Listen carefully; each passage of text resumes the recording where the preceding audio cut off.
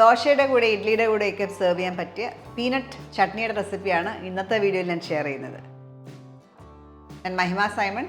Welcome to Mahima's cooking class.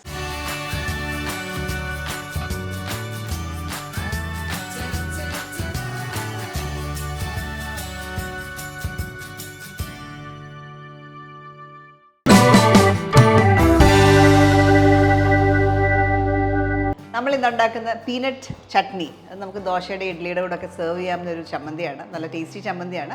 അത് പല വേർഷനിലുണ്ടാക്കും. തേങ്ങ ചേർത്തും തേങ്ങ ഇല്ലാണ്ടൊക്കെ ഉണ്ടാക്കും. ഇന്ന് ഞാൻ ചെയ്യുന്നത് തേങ്ങ ചേർത്തിട്ട് ഉണ്ടാക്കുന്ന ഒരു വേർഷനാണ്. അപ്പോൾ ആദ്യം നമുക്ക് ചെയ്യേണ്ടത് പീനട്ട്സ് നന്നായിട്ടൊന്ന് റോസ്റ്റ് ചെയ്തെടുക്കണം. ഞാൻ എടുത്തേക്കുന്ന 1/2 കപ്പ് പീനട്ട്സ് ആണ്.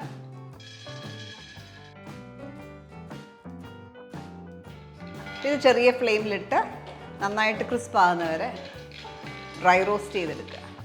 നമ്മൾ ചെറിയ ഫ്ലെയിമിലിട്ട് ഇങ്ങനെ ഡ്രൈ റോസ്റ്റ് ചെയ്തായിരുന്നു. ഇപ്പം നന്നായിട്ട് റോസ്റ്റഡ് ആയിട്ടുണ്ട്. ഓഫ് ചെയ്യാം. ഇത് കൂളാവണം. ഒരു പാത്രത്തിലേക്ക് മാറ്റാം. കപ്പലണ്ടി ഇവിടെ കൂളാകുന്ന സമയം കൊണ്ട് നമുക്ക് കുറച്ച് സവാളയൊക്കെ ഒന്ന് വഴറ്റിയെടുക്കണം. 2 ടേബിൾ സ്പൂൺ ഞാൻ ഉപയോഗിക്കുന്ന കോക്കനട്ട് ഓയിലാണ്. കോക്കനട്ട് ഓയിൽ ചൂടാക്കുക. എണ്ണ ചൂടാകുമ്പോൾ ഇതിലേക്ക് ഒരു ചെറിയ സവാള ചോപ്പ് ചെയ്ത് ചേർക്കാം. അതിനൊപ്പം തന്നെ ഒരു വെളുത്തുള്ളി. എത്ര നമുക്ക് എരിവ് വേണോ അത് കണക്കാക്കിയിട്ടാണ് നമ്മൾ മുളക് ചേർക്കുന്നത്. ഞാൻ ഒരു എരിവുള്ള മുളകും എരിവില്ലാത്ത മുളക് കാശ്മീരി ചില്ലി അല്ലെങ്കിൽ ബേഡിഗി ചില്ലി ഒരു 3 എണ്ണം ചേർക്കുന്നുണ്ട്. ഇതിലേക്ക് കുറച്ച് കറിവേപ്പിലയും കൂടെ ചേർക്കാം. നമ്മൾ തേങ്ങ ചേർക്കാണ്ട് വേർഷൻ ഉണ്ടാക്കുവാണെങ്കിൽ നമ്മൾ ഈ സെയിം റെസിപ്പി ഇതുപോലെ തന്നെ ഫോളോ ചെയ്യാം. തേങ്ങ ചേർക്കാണ്ടിരുന്നാൽ മതി. ഇതിനകത്തേക്ക് ചെറിയൊരു നാരങ്ങ വലിപ്പം എന്ന് പറയാൻ പറ്റത്തില്ല, വളരെ ചെറിയൊരു കഷ്ണം ടാമറിൻഡ് പുളി, സാമ്പാറിനകത്തൊക്കെ ചേർക്കുന്ന പുളി അത് ചേർക്കാം. അതേപോലെ നമ്മൾ 1/2 കപ്പ് കപ്പലണ്ടി എടുത്തേക്കുന്നത്, അതുകൊണ്ട് 1/4 കപ്പ് തേങ്ങ ഒന്ന് മിക്സ് ചെയ്യുക. അപ്പോൾ തന്നെ ഓഫ് ചെയ്യാം. ഇനി ഈ മിക്സർ നന്നായിട്ട് കൂളാവണം. കൂളായ ശേഷം നമുക്കിത് അരച്ചെടുക്കാം. നമ്മൾ ഈ കുക്ക് ചെയ്ത് വെച്ചേക്കുന്ന മിക്സർ കൂളായിട്ടുണ്ട്. അത് നമുക്കിനി അരച്ചെടുക്കണം. ഇതിലേക്ക് ഉപ്പും ചേർക്കണം. ആവശ്യത്തിന് ഉപ്പും ചേർത്ത് വേണം അരയ്ക്കാൻ.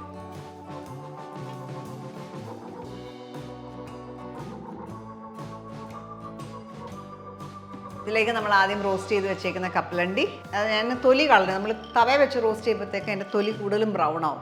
അപ്പോൾ ഇച്ചിരി നമ്മൾ ആ തൊലിയോടുകൂടെ വെച്ച് അരച്ച് ചിലപ്പോൾ ഒരു സ്മോക്കി ഫ്ലേവർ വരും. അപ്പോൾ അത് അവോയ്ഡ് ചെയ്യാനായിട്ട് ഞാൻ തൊലി കളഞ്ഞു. 1-2 എണ്ണത്തിന് മാത്രമേ തൊലിയുള്ളൂ.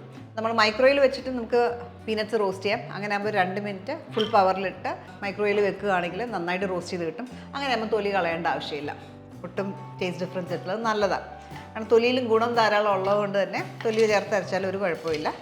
നന്നായിട്ട് ബ്രൗൺ ആവുകയാണെങ്കിൽ മാത്രം, തവയെ വെച്ച് ചെയ്യുമ്പോൾ മാത്രം തൊലി കളയുന്നതായിരിക്കും നല്ലത്.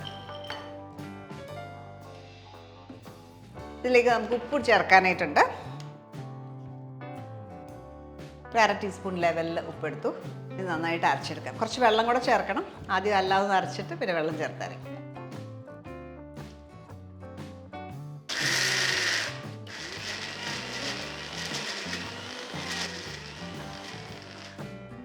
ഇതിലേക്ക് നമുക്ക് കുറച്ച് വെള്ളം ഗ്രാജുവലി ചേർത്ത് അരച്ചെടുക്കാം.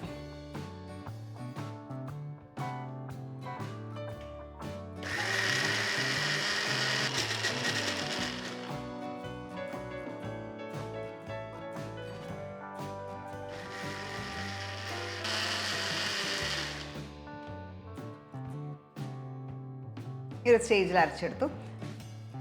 ഇച്ചിരി നമുക്ക് വെള്ളം ചേർക്കാതെ വേണമെങ്കിലും വളരെ കുറച്ച് വെള്ളം ചേർത്തിട്ടുണ്ടാക്കും. ഞാൻ ഇപ്പോൾ ഏകദേശം 1/4 കപ്പോളം വെള്ളം ചേർത്തിട്ടുണ്ട്. ആ ഒരു പരുവത്തിലെടുത്തേക്കുന്നത്. നമ്മുടെ ഇഷ്ടം അനുസരിച്ച് നമുക്ക് കൺസിസ്റ്റൻസി മാറ്റാം. ഒത്തിരി തിക്കായിട്ട് വേണമെങ്കിൽ അങ്ങനെ എടുക്കാം.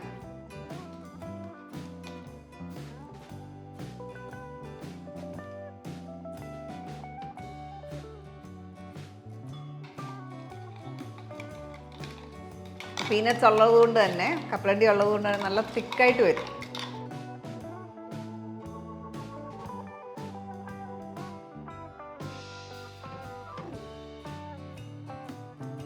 ഈ ഒരു തിക്നെസ് നമുക്ക് എടുത്തേക്കുന്നത്. ഓൾമോസ്റ്റ് 1 കപ്പോളം വെള്ളം ചേർത്ത് കുറച്ച് ബാക്കിയുണ്ട്. 1 കപ്പിൽ കുറച്ച് ബാക്കി വന്നിട്ടുണ്ട്. ബാക്കി വെള്ളം മൊത്തം നമ്മൾ യൂസ് ചെയ്തു.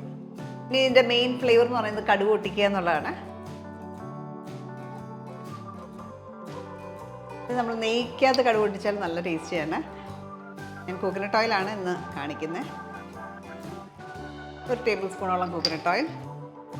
ചൂടായ എണ്ണയിലേക്ക് ഒരു 1/4 ടീസ്പൂൺ കടുക്, 1/2 ടീസ്പൂൺ ഉഴുന്ന് പരിപ്പ്.